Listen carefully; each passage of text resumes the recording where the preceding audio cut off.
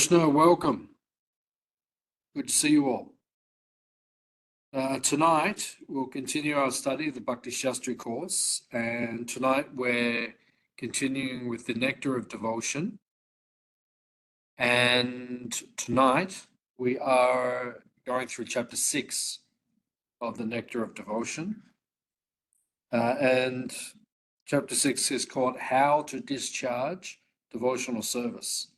So I've been looking forward personally to going through this chapter because this particular chapter, Rupa Goswami teaches us about the 64 angas of bhakti, or the 64 types of devotional service, the varieties of devotional service. So the chapter is very important. I mean, the whole book is very important. And then chapter 2, around about 14, will be an elaboration of the 64 angas of bhakti, in which he will unpack the different items and elaborate on the different items of bhakti. So it's very relishable. I find it very relishable to study these 64 items, to become familiar with them, to understand what they are. One point to mention in the beginning is that the 64 items, the majority of them are in relation to deity worship, because there are so many ways to worship the deity. And because the deity is a person, the fundamental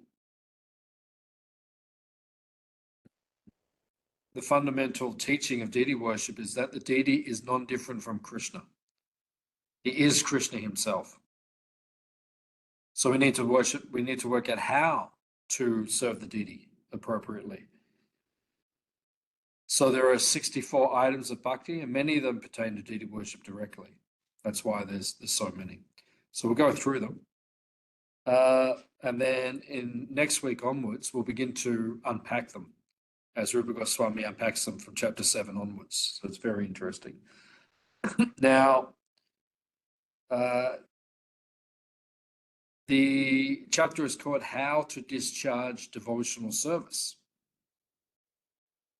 So we need to know, because it's already been established earlier in the Bhakti Rasamrita Sindhu that devotional service must be anukul.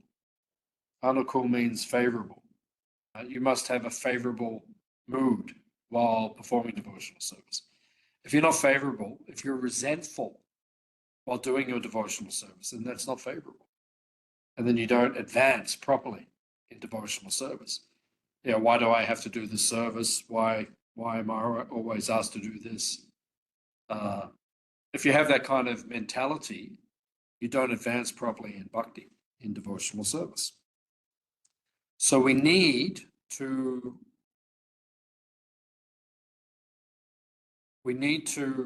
understand how to render devotional service and what is the proper mood. So you might have the right mood, but once you have the right mood, if you're anukul or favorable, then you have to understand how to please Krishna. Because if you don't understand how to please Krishna, it doesn't please someone. You know, you can love someone and you can be affectionate towards them and you can be favorably inclined while serving them. But if you don't know how to please them, it doesn't give them pleasure. It doesn't give the person so much pleasure. They appreciate. You know, we have the famous example that Vidura offered banana peel to Krishna. So, you know, it's favorable,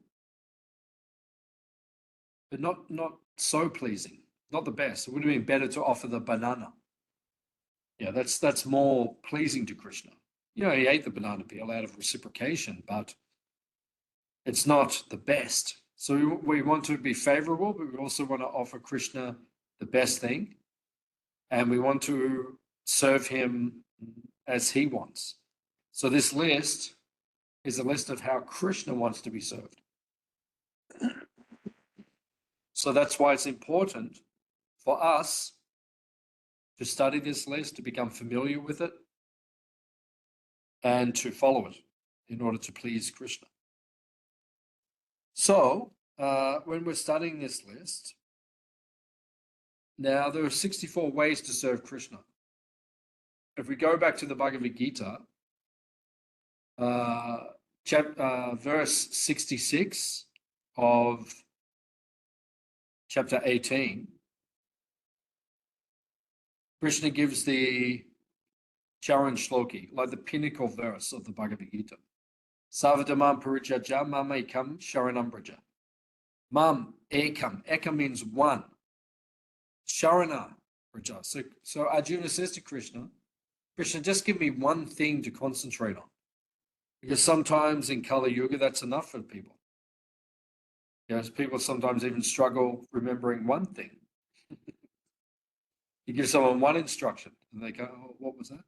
It's so difficult for people to understand. So Krishna says to Arjuna, just surrender. Now, the verse before that was the Rahasya of the Gita. Mamana baba ma bhakto ma jaji mam namaskuru. Think of me, become my devotee. Offer your homage unto me and worship me. So these four things are given. So the one surrender to Krishna is extracted from those four. Think of Krishna, offer your homage unto him, worship him, surrender unto him. So we have these four items. But then those four are extracted from the 7th canto of the Bhagavatam, where Prahlad Maharaj says, Shravanam Kirtanam Vishnu Smaranam Panasevanam Archanam Vandanam Dasham Sakyam Atman Nivedanam, where he says there are 9 ways to serve Krishna. So from those 9, we extract the 4, which and then from the 4 we extract the 1 to surrender. So those 9 come from these 64, which are mentioned here, now which we're about to go through. There are 64 ways to serve Krishna. So from those 64, we take the 9, extract it into the 4, which then extract it into the 1 to surrender to Krishna. So now this chapter is like the elaboration of that one instruction that Krishna gives us in Bhagavad Gita, surrender unto him. So you come to devotional service, you feel inspired to surrender to Krishna. Now, how do I surrender to Krishna? I don't know. Just like years ago, I was staying in Tasmania with my uncle. He's passed away now. He was a very God-conscious man, but he wasn't Krishna-conscious, but he was God-conscious. One of the most God-conscious people I've met, but he didn't fully understand Krishna properly yet. But I was explaining to him one time, deity worship, because he said to me, I want to serve God, but I don't know how. So I said to him, that's why we have deity worship. Because you want to serve God.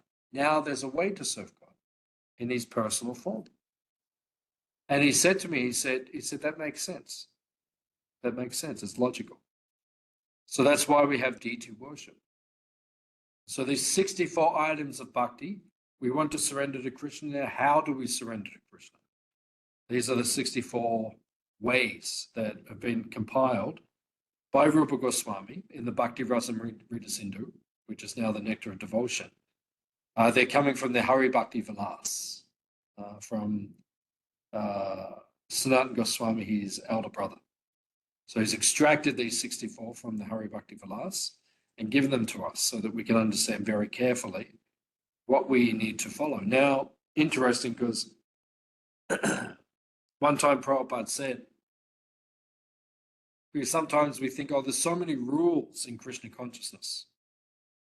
And Prabhupada said, if I told you all the rules, you would faint. We're just getting 64. This is like a condensed version of the instructions that we could be given. Hari Bhakti Vilas has many more instructions. This is actually condensed. This is a more condensed version of what we need to do. And then Prabhupada said, there are rules. They are small rules. And if you do not follow them, Where is the proof that you love Krishna? Just like I was telling you the other day, one of the rules. So why do we follow the rule? Because where's the proof we love Krishna if we don't follow them? Someone gives you a rule. Oh, I don't want to follow it. Where's the love? It's not for your pleasure, it's for Krishna's pleasure. We have to understand these things. So that's why these 64 are itemized. Sorry. That's why these 64 are given to us, so that we understand how to please Krishna. So this is actually a condensed list. It's not an elaborate list, even though for us, in Kali Yuga, we think, wow, 64, so many things I have to remember, so many things I have to do. No, Prabhupada said, these are small rules. This is not the big list that we're getting. So we have to be enthusiastic to follow it. Now, all of the rules and regulations are governed by one instruction. What is that instruction we're given? Everything we do is governed by one verse. What is that one instruction? Yeah, ultimately, but yeah, always remember Krishna. Never forget Krishna. These two instructions. One is positive, one is negative. Always remember, that is called vidhi. In other words, things you should do or must do. If you do these things, it will help you to remember Krishna. Right? So when we go through this list of 64, there are things which are mentioned that we should do. Why? Because they help us to remember Krishna. They're called vidhi. Vidhi means rules or instructions. Then there is nisheta. Nisheta means always remember Krishna, never forget Krishna. So there are things which are mentioned which are called visheda, nisheda. Nisheda means things that you must avoid. So we're given positive things you must do and negative things, these things you do not do. Because if you do the positive things, they help you remember Krishna. And if you do the negative things, they make you forget Krishna. That's why we do it. That's like no illicit sex, no intoxication, no gambling, no meat eating. Why? Because they make you forget Krishna. And then how do you remember Krishna? Oh, chant 16 rounds a day. So one thing is vidhi at the time of initiation. Positive, do that, you'll remember Krishna. 4 things in nisheda, don't do them because that'll make you forget Krishna. Simple. So in this list we're about to read, it is like that. It's mainly positives, but there are a number of negatives as well. And actually chapter 8 is all negatives. 64 negatives, which is also very, it's a very relishable chapter. I've taught this chapter a number of times. If out of the whole book that I've taught chapter 8 more than any other chapter. Yeah, because devotees have to know. You know, these are things you should not do. What's chapter 8 called? Offenses to be avoided. And how are you going to advance if you're committing offenses? If you don't know what you should not be doing, how are you going to advance? Many times I've given class just on that chapter. You know, this is what you have to look out for. We should know these things if you want to advance in Krishna consciousness. So always remember Krishna, never forget Krishna. This chapter is all about that. It's an unpacking of those 2 instructions that were given in the beginning. So chapter 6 is simply Srila Rupa Goswami, his list of 64 prominent devotional practices compiled from Hari Bhakti Vilas. Chapter 2 defined sadhana bhakti as engaging our senses in some service to Krishna. Right? So now, how do you engage your service? How do you engage your senses? You need to engage your senses in Krishna's service. Otherwise, your senses will go off and engage in the service of Maya. We've seen that many times. Even in our own life, if we're not serving Krishna, what do? We serve Maya. So you have to take your pick, Krishna or Maya. Krishna Surya Samamaya Haya Andika. Yahan Krishna Tahan Maya. Mayara Atika. It says in Chaitanya Charitamrita that Krishna is like the sun, Maya is like darkness. Wherever the sun is, wherever light is, there cannot be darkness. So as soon as you forget Krishna, Maya comes in. That's all Maya is. Maya is forgetfulness of Krishna, that which is not. So this chapter, the first 20 items called the Bhakti Dwara. Dwara means gateway, the gateway to Bhakti, entrance to Bhakti, Bhakti Dwara. They're the first 20 items which are mentioned. That's how you enter a devotional service. Now, these will be broken down in the following chapters, and we'll study that over the next few weeks. The first 10 are positives, viti, things you must do if you want to advance in devotional service. And the second, 11 to 20, the second 10, they are the nisheda, things you must avoid. That's how we begin. It's called the Bhakti Dwara, the gateway to Bhakti. And then there are 44 more items of sadhana. And then the last 5, which is 60 to 64, which are the last 5, they are a repeat of the 5 most important items of the previous list of 60, 59 items. Right? Then Rupa Goswami says, okay, these last 5 are the most important. This was actually taught to him by Sri Chaitanya Mahaprabhu himself. Mahaprabhu said these 5 are the most important. Why? Because they can give bhava even to a neophyte. Someone who's not very advanced, if they practice these 5 seriously, they can feel emotions towards Krishna. Even in a neophyte, that's how powerful these 5 are. So that's the basic understanding of the context of the chapter. So now we're going to read through the 64.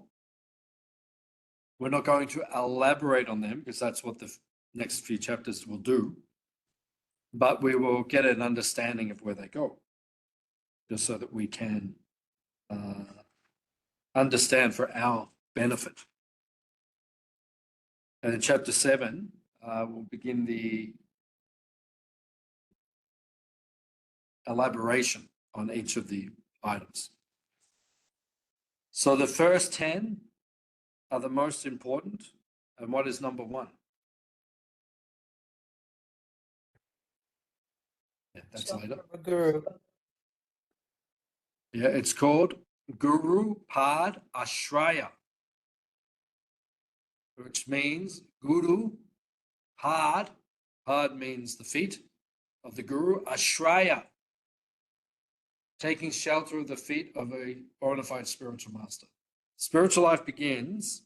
It's interesting. Rupa Goswami puts this as number 1 because that's where everything begins in devotional service. When you take shelter of a bona fide spiritual master. Why? Because you don't know how to serve Krishna. We don't know. How do we know what Krishna wants? You know, I joined the Hare Krishna movement when I was 19. I grew up in Melbourne, Australia. And I turned up at the temple literally on, my first visit to the temple was on Wednesday, I think. And I joined the temple the following Thursday. And I'd never met the devotees before. And I walked in, said I want to join, convinced them, joined. I had no idea. I didn't even know what I was doing. I didn't know what deities were. You know, oh, this is God. Oh, okay. We serve him? Okay. I walked in on Wednesday and then I spoke to Jaitita Charan Prabhu for 2 hours. Yeah, first devotee I really spoke to. Spoke to Jaitita Charan Prabhu for 2 hours. Said to him, I want to join. And he saw, okay, this guy's serious because he keeps saying it after 2 hours. So, okay, come back on Sunday, meet the temple president, whose name was Balaram Prabhu. So then I spoke to him for 2 hours on Sunday.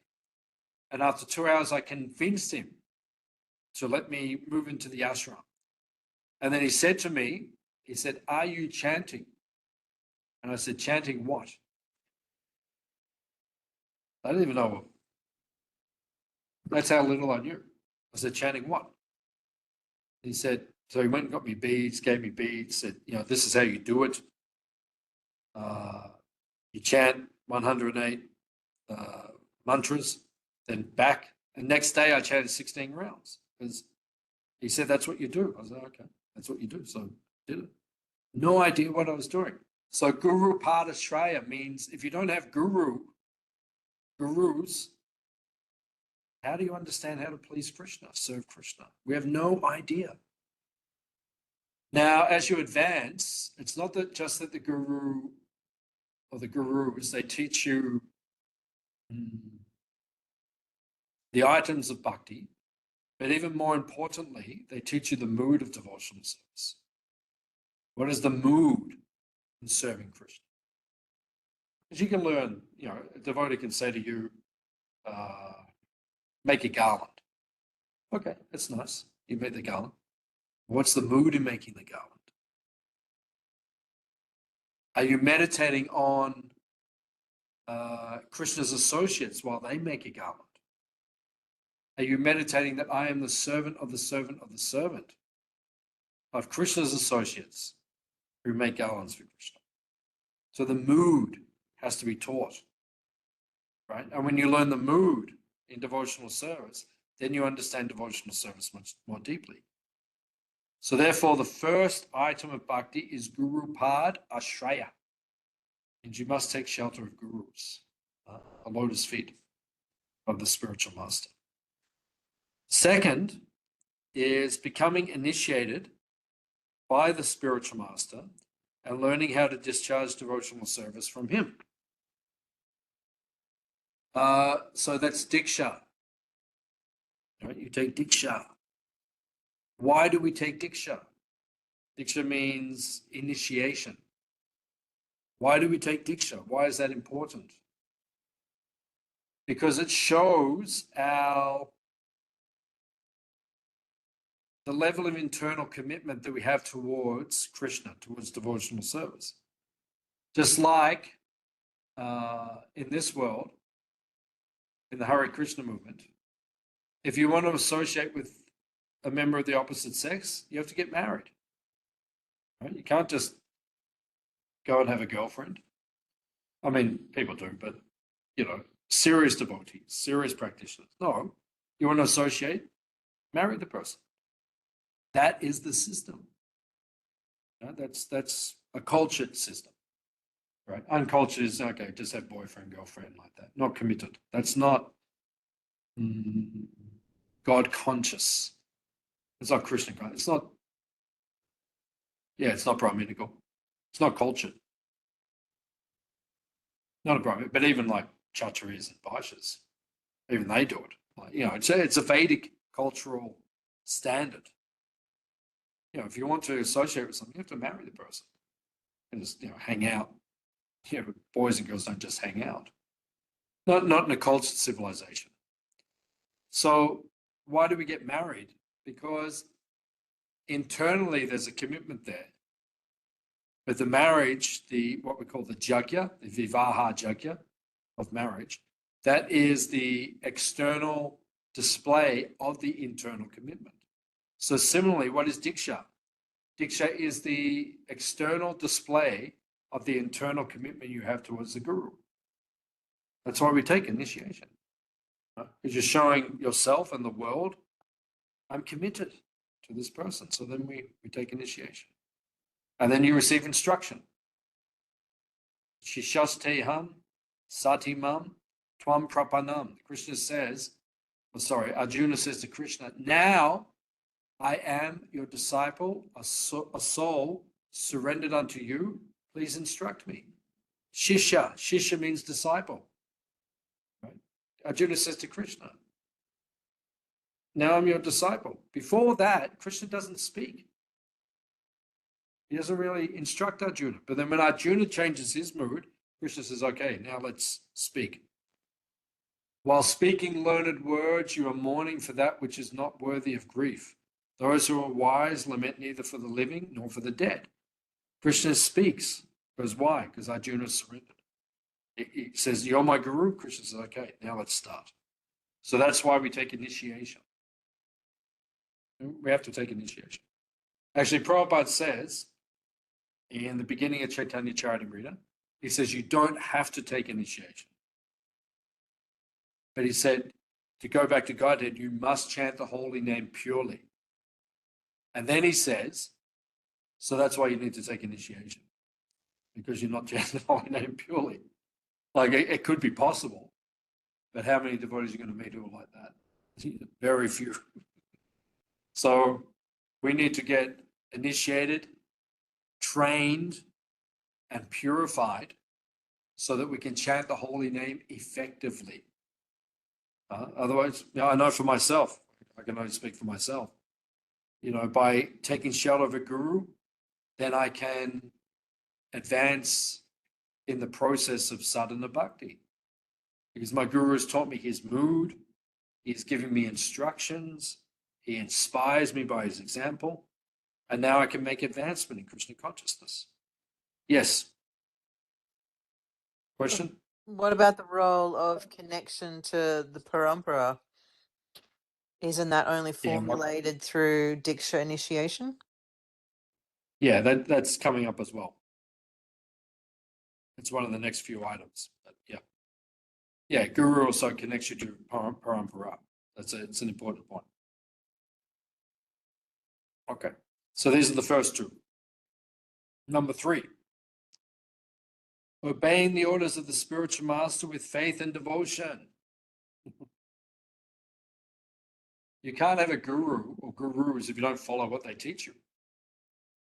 If you're argumentative or if you do not follow what you're being instructed, then how do you advance? You advance when you follow, right? So it says here, number 3, obey the orders of the gurus with faith and devotion. That's how you advance in Krishna consciousness. If you don't have faith and devotion, and if you're not obedient, you don't advance in Krishna consciousness. So the first 3 are all connected to this principle of Guru Tattva, or surrendering unto the spiritual master. Number 4, following in the footsteps of great acharyas, teachers under the direction of the spiritual master. So that's number 4, as you were just pointing out, Atuya. Number 4 is that will be following the footsteps of the previous acharyas. So in other words, we study their lives, we study their teachings, and we follow their example. I was actually listening to a lecture today while I was driving that Bhakti is beyond time and space, actually. There's no restriction to associating with the predecessors of the past, right? They're as accessible now as they always were, right? We're reading this book, we're associating with Rupa Goswami. It's not different, right? It's not that, because his samadhi is in Vrindavan, and that's the only place we can access him, or, he lived 450 years ago, therefore we cannot access. No, it's not true. They are as accessible now as time and space do not affect devotional relationships. So that the relationship we can have following the footsteps of those spiritual teachers, it's just as alive and powerful now as it ever was. And we all know that because we're all Prabhupada. We're all connected to Prabhupada. Right? I never met Prabhupada. When Prabhupada was in Australia the last time, I would have been 7 years old. So I didn't meet him. Didn't even know who he was. But that doesn't restrict the relationship I can have with him now. Number 5, inquiring from the spiritual master how to advance in Krishna consciousness. So you only advance, Krishna says, tadvidi pranipatena pariprashnena sevaya. You only advance when you ask questions, when you have inquiries. One time, Prabhupada, at the end of the class, you would hear Prabhupada at the end of classes, he would say, any questions? One time, Prabhupada asked, any questions? Right? And no one said anything. And Prabhupada said, that means you are not reading my books. Because if you were reading my books, you would have questions. It means you're not reading. So you only advance when you inquire. So that's one of the items of bhakti. You have to make inquiries. Oh, how do I advance? How do I understand this? How do I go further? That's how you advance in Krishna consciousness. Number 6, being prepared to give up anything material for the satisfaction of the Supreme Personality of Godhead, Sri Krishna. This means that when we're engaged in the devotional service of Krishna, we must be prepared to give up something which we don't like to give up, and we have to accept something we don't like to accept. So in the next chapter, Prabhupada will unpack that. He'll give examples. Many things we don't like to accept. But where's the proof that you love Krishna if you don't accept them? There's many things that we don't want to give up. But where's the proof that you love Krishna if you're not willing to give them up? So that's devotional service. Many things we don't want to accept, we have to. Many things don't want to give up, but you have to. That's one of the items of bhakti. Prabhupada will give more examples of this in the next chapter.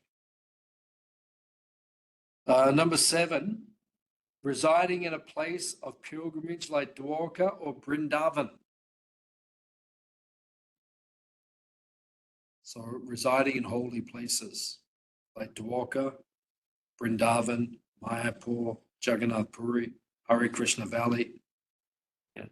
These are holy places. Prabhupada said these are replicas.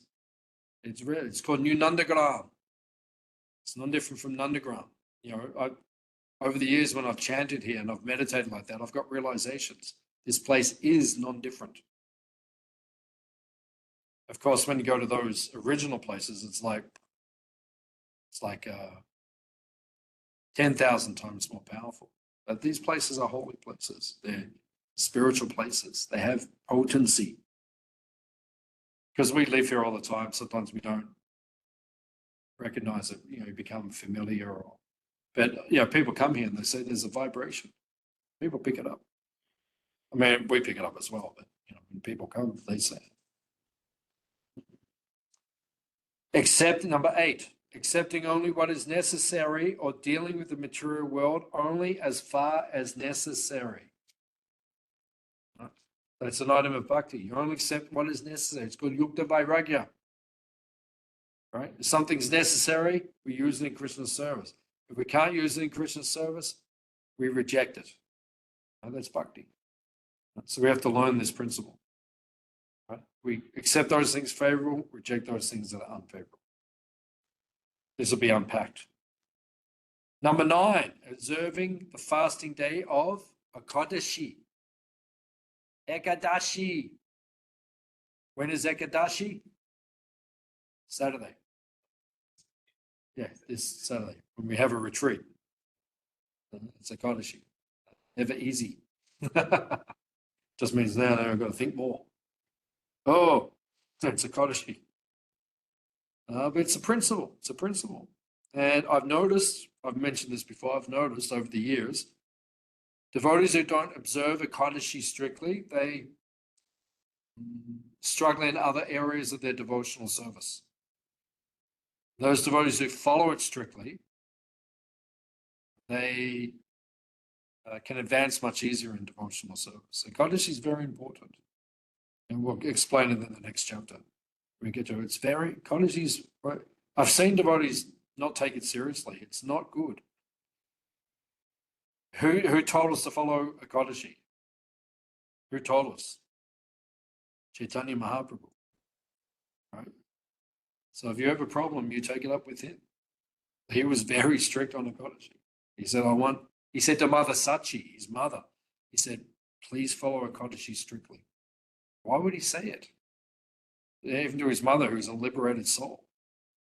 Right? We have to follow a Kodashi. It's important. That don't minimize it. Sometimes I've seen devotees minimize it. It's not something that should be minimized. Prabhupada did not minimize it. My Guru Maharaj did not minimize it. I've seen, advanced devotees don't minimize it. Number 10, worshipping sacred trees like the banyan tree. This will be mentioned in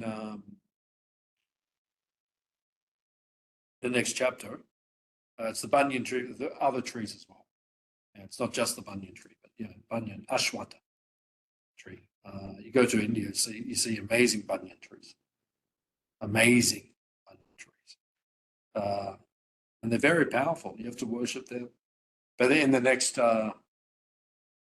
chapter, you'll see next week, very interesting who else is in that list. I won't tell you now, but you'll be very happy when you hear. Some of your friends are in that list. I'm not telling you that they're in the list. And so it's very important. The suspense is killing us. Who's in the list? These 10 items are preliminary necessities for beginning the discharge of devotional service in regulative principles. In the beginning, if a neophyte devotee observes the above-mentioned 10 principles, surely he will quickly make good advancement in Krishna consciousness. I remember when I joined, I had only been a devotee, first 6 months I joined, and I was new. Like I said, I walked in, I didn't know anything.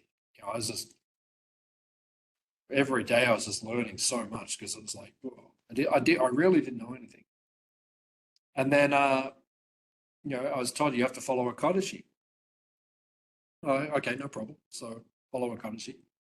And then, first 6 months I'd been a devotee, it was a Sunday feast, and it was a Kodashi. And then, back in those days, this is like, 35 years ago, it's not like the temple now in Melbourne, there's so many people. So there was always prasadam hanging around, So quite often we would go, sometimes between 8 and 9 at night, just before we go to bed, and we'd go to the cool room, see what's there. Like, when you're at home, when you're a kid, you go to the cupboard. What's there? I need a snack. So I go to the, not Greg's, in the old cool room. That old one. Yeah. So we go to the cool room, dig around, just a snack before we go to sleep. So there was sweet rice. I couldn't believe it when I became a devotee. Like, you go to the cool room, the sweet rice, delicious, then go to bed. So it was a Kodashi. I didn't know. I knew, but I wasn't conscious or aware enough. So I went there and I had some sweet rice. And then I'm walking out, and then Shanti Parayana Prabhu, what are you doing? I'm like, oh, well, what? I didn't know. Did I do something? He said, it's a Kodashi. You just ate some. Oh, no, I broke a Kodashi.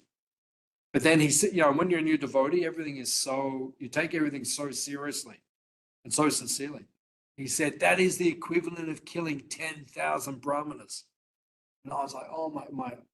I was just like, I was shocked. I was mortified. So I took it like that. Oh, God, what do I do? He said, now you have to fast tomorrow. Okay. It's like, I thought, oh, what have I done? So that's why these 10 are very important, these first 10. We should follow them very strictly. Now, the next 10. Number 11, one should rigidly give up the company of non-devotees. These are the nisheda. These are the 10 things that you must not do. Don't hang out with non-devotees. Why? We've already heard in Nectar of Instruction, and we'll hear more in the next few chapters why we should not. Number 12, one should not instruct a person who is not desirous of accepting devotional service. We've all made that mistake. It was a new devotee. I was preaching to family members. But they're not interested. I don't do it so much anymore because I understand better now. But, don't instruct people who are not desirous of accepting bhakti. Number 13, one should not be very enthusiastic about constructing costly temples or monasteries. Interesting instruction. We'll discuss that when it comes up, because you see Prabhupada built huge temples everywhere.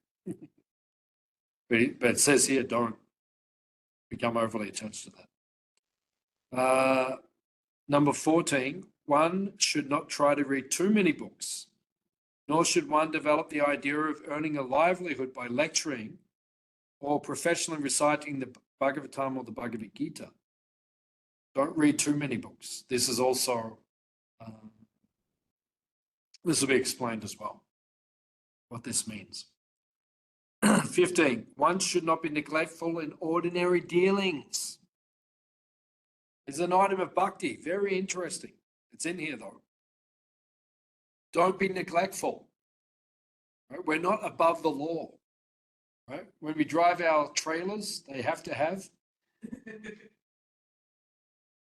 lights. Right? One example. Many examples. We neglect things in ordinary dealings. We're not above the law. Rupa Goswami said it's an item of bhakti. Don't neglect ordinary things, outside things. We have responsibilities in this world also. Sometimes as Hare Krishnas, we think we're beyond the law. We're not. Prabhupada wanted us to be law-abiding citizens. Follow the law, right? And Prabhupada did it. Prabhupada followed the law most of the time. There are examples where Prabhupada also bent, but that's, he was teaching us certain things through that. But in general, don't neglect worldly things. It's an item of bhakti. 16, one should not be under the spell of lamentation in loss or jubilation in gain. What's that point? That verse? Na sochiti, na kankshati. Krishna says in Gita, Brahma Buddha Prasanatma. Don't lament, don't hanker. Right? It doesn't help you in your devotional service. Be equipoised. Yeah, Mani said the same thing. Yep, be equipoised. Number 17, one should not disrespect the demigods. It's a very nice instruction. Don't disrespect them. I went yesterday to my good friend Yogeshwara Prabhu's place for lunch, and he has a deity of Lord Shiva. And after he offered the Bhoga to Gaunitai, Jagannath, Balaram, Subhadra, and Radha Krishna, then he offers the prasad to Lord Shiva, which is actually the system. Don't neglect the demigods. It's an important instruction because they're more advanced than us. Sometimes, I've heard devotees say, Indra did this and Brahma. Who are you? You've done worse than Indra and Brahma, so don't get too carried away. Number 18, one should not give unnecessary trouble to any living entity. Unnecessary trouble. One time Prabhupada was walking in the zoo and devotees were teasing the lion. Prabhupada said, do not tease him. Prabhupada said, don't disturb him. He's not doing anything. You wouldn't be teasing him if the cage wasn't there. It's only because the cage is there. Don't disturb living entities unnecessarily. It's called jiva aparad. It's an offense in bhakti, actually, to disturb other living entities unnecessarily. Number 9, one should carefully avoid the various offenses in chanting the holy name of the Lord or in worshipping the deity in the temple. That opens up chapter 8. And chapter 8 just goes from that one instruction, you get a whole chapter. 64 things that you have to be careful of. Number 10, one should be very intolerant toward the blasphemy of the Supreme Personality of Godhead Krishna or his devotees. We're not tolerant. We don't like hearing Krishna or his devotees blasphemed by devotees and non-devotees. We don't like non-devotees do it. We don't like devotees doing it either. When they blaspheme Krishna, or when you hear one devotee criticizing another devotee unnecessarily, that doesn't lead to growth in bhakti. Without following these above-mentioned 10 principles, one cannot properly elevate himself to the platform of sadhana bhakti. Altogether, Rupa Goswami mentions 20 items, and all of them are very important. Out of the 20, the first 3, namely, taking shelter of the Guru, initiation from him, and serving him with respect and reverence, these are the most important. And that's where ISKCON began. ISKCON began with everyone took shelter of Prabhupada. That's how it began. And that's how bhakti begins. Take shelter of the Guru, get initiated, follow his instruction. That's how you advance. The next most important items are, now there's 44 more, which are there. Decorate the body with tilak. It's important. Decorate the body with tilak. This will be mentioned in the next couple of chapters, so we'll go into that in more detail.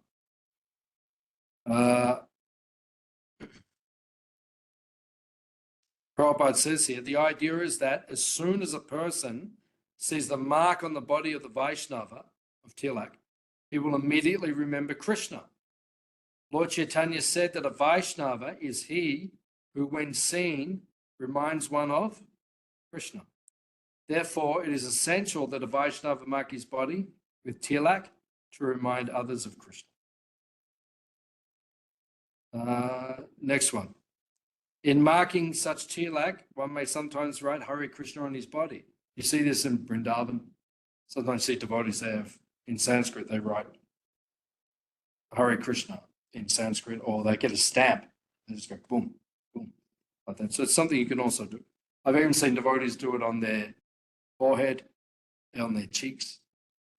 And if you go to Varshana, little girls come up to you and they put Radhe, like Radha, stamp you, and then they say, give me some rupees. Like that. So it's nice. You can stamp like that.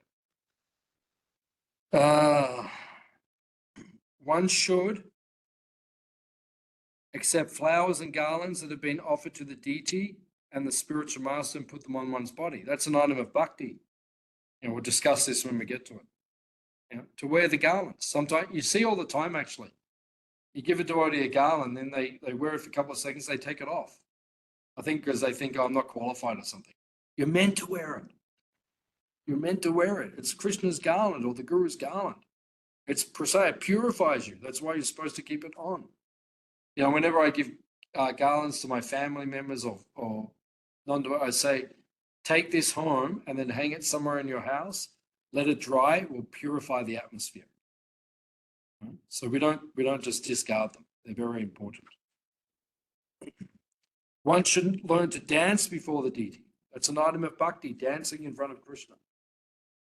Prabhupada said you can go back to Godhead just by dancing in front of Gaurnita. One should learn how to bow down immediately upon seeing the deity or the spiritual master. We'll discuss this when we get to it. It's important. You have to bow down. Right? When you see the Guru, you have to bow down. When he sees you, you have to bow down. Sometimes it's not the same moment. Right? You walk up, oh, there's my Guru. Bow down. But then when he turns around and he sees you, you have to do it again. Or if it's, at the same moment, then once, but, it's important. And the deities, we'll discuss it when we get to it. Sometimes I see devotees in the temple, they just stick their head in like this, see the deities of Hari Bol. and having a look around for someone. I say to devotees, go in and offer. You have to offer your obeisances now.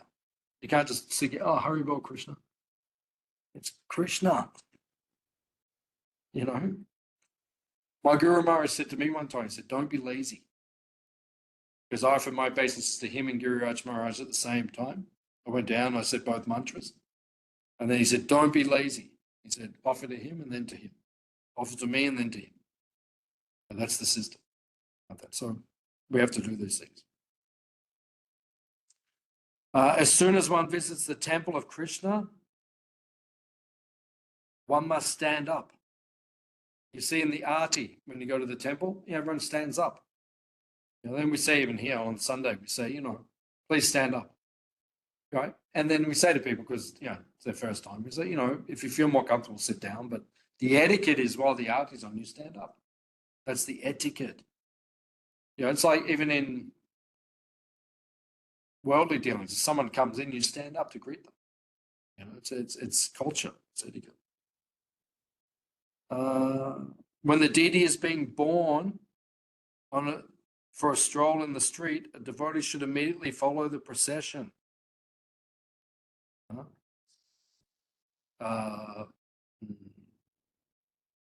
Carried.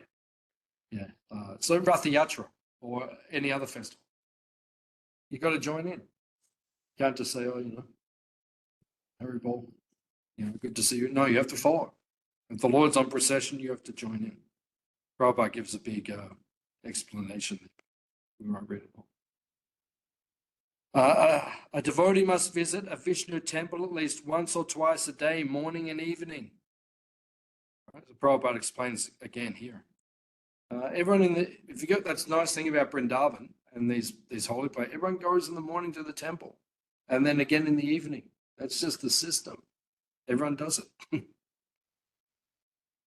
One must circumambulate the temple building at least 3 times. We used to do that in Kartik. We used to do Damodar Ashtika and then we used to go around 3 times.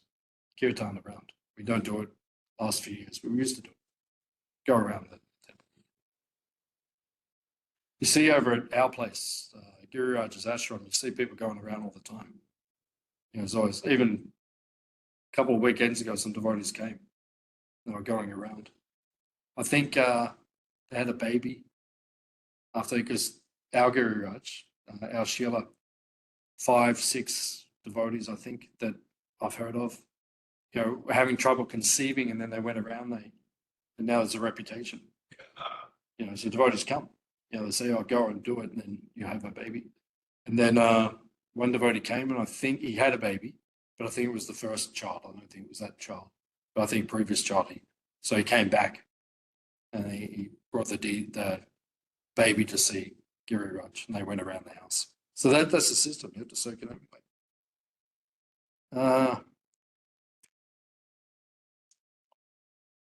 One must worship the deity in the temple according to the regulative principles, offering arti and prasad. Decorating the deity. These things must be observed regularly. So it means that you have to do deity worship. There's a system of worshiping the deity, right? So that has to be followed. That's why we have deities, because we need to follow these things. We need to worship Krishna. One must render personal service to the deities. As I said in the beginning, many of these 64 items pertain to the worship of the deity. One must sing before the deity. One must perform Sankirtan before the deity. One must chant before the deity. One must offer prayers to the deity. One must recite notable prayers to the deity. One must taste Mahaprasad, which has been offered to the deity. One must drink Charanamrita, water from the bathing of the deity. One must smell the incense and the flowers offered to the deity. One must touch the lotus feet of the deity. One must see the deity with great devotion, darshan of the deity. One must offer arti to the deities. One must hear about the Lord and his pastimes from the Bhagavatam in front of the deities. One must pray to the deity for his mercy. One should remember the deity. One should meditate upon the deity. One should render service, voluntary service. It's a very nice item of bhakti. One should think of the Lord as one's friend. One should offer everything to the Lord. One should offer a favorite article, such as food or a garment, to the Lord, to the deity. One should take all kinds of risks and perform all endeavors for Krishna's benefit. In every condition, one should be a surrendered soul. One should pour water on the tulsi tree. One should regularly hear the Bhagavatam and similar literature. One should live in a sacred place like Mathura, Vrindavan, or Dwarka. One should offer service to the Vaishnavas. One should arrange one's devotional service according to one's means. In the month of Kartik, which is in October, November, one should make arrangements for special services. During Janmashtami, the time of Krishna's appearance in this world, one should observe a special service.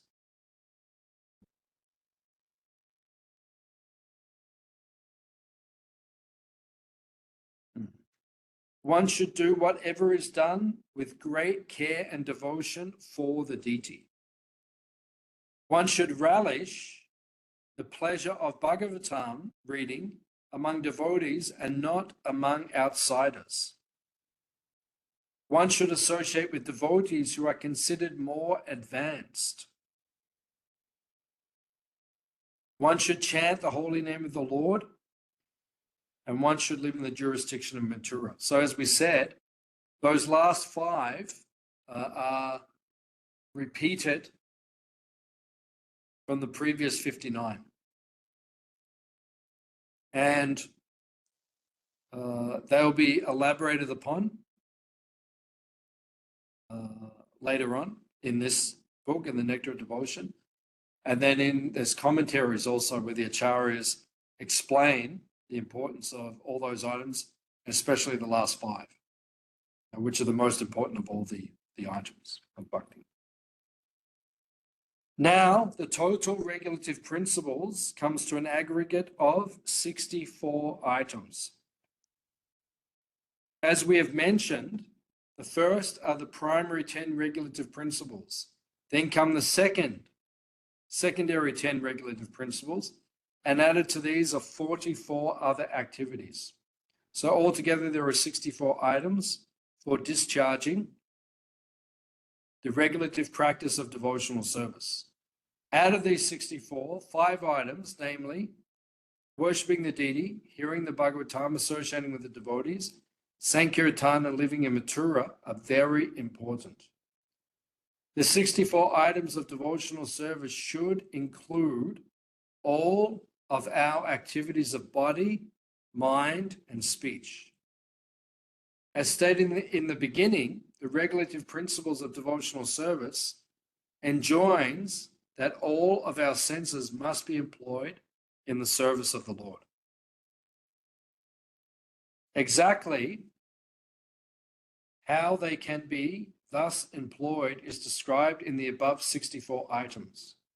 Now, Srila Rupa Goswami will give evidence from different scriptures supporting the authority of many of these points.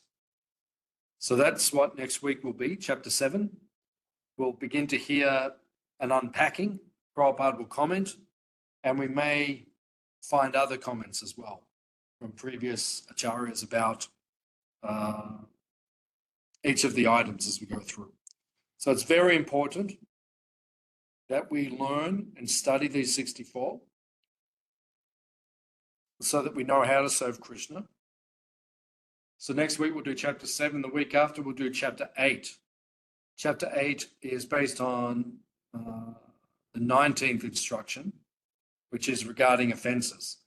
And then we go into 64 offences in that chapter, which is also very important because you have to understand what you should not do. It's very important. Devotees sometimes they don't understand things and they commit offences. So, it's simple. You just read the books and then we don't have to commit offences and we don't slow down our devotional service. Does anyone have any questions about anything?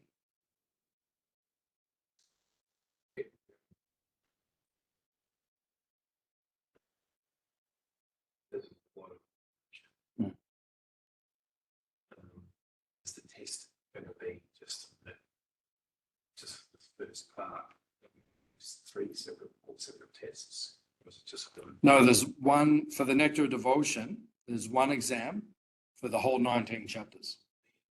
Yeah, so you have to memorize all those 64. That would be one of your questions in the test. Yeah, I'm joking. So, but at least become familiar with them. There's a lot of information. So read it again, read it again, read it again. Like that. But yeah, there's a lot of information. It's just one. Yeah, but it's only one exam. Yeah, it's one exam over the 19 chapters. Like that. But I'll do a what do you call it? A overview. Yeah, so in the overview I'll cover what's in the exam. Yeah, sure. And I won't tell you now what's in it, except that you will have to memorize the 64 items of Bhakti, and you'll also have to memorize the 64 offences in chapter 8. Any other points? Bob Prabhupada. Just with one of them, this feed for the daily. Yeah. Never seen anyone touch the feed for the daily. It's not. That's because the curtains are closed when they're doing it. Then what about those that aren't on the altar now? You might want to take second initiation. That's one thing.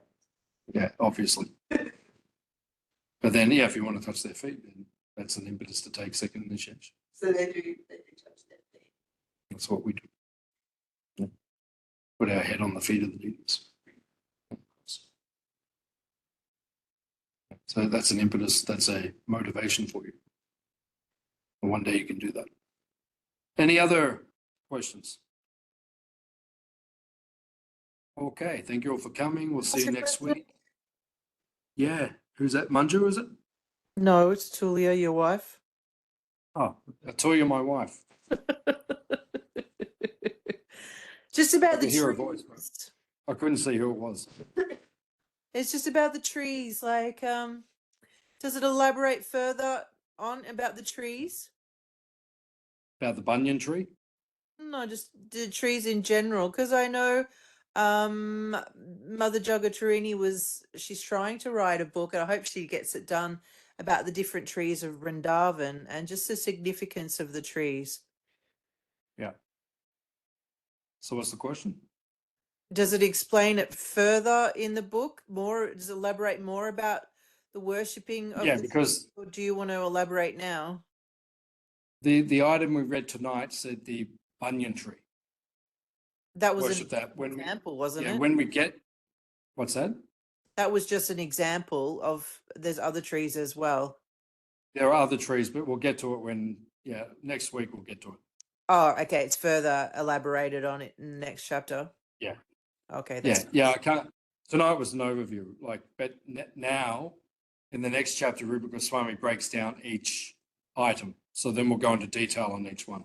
Yeah, it said at the beginning that these are just the principles, not the details. Yeah, yeah. Yeah, the details will come next week. Okay. The next 4 to 7 weeks will be the details. Any other question? Okay. Thank you all for coming. We'll see you next week. Hare Krishna. Srila Prabhupada Ki. Jai. I think you start. Hare Bol. We'll see you Saturday. See you Saturday. Yeah. Thank you. Hare Thank you. Krishna. Hare Bol. It was.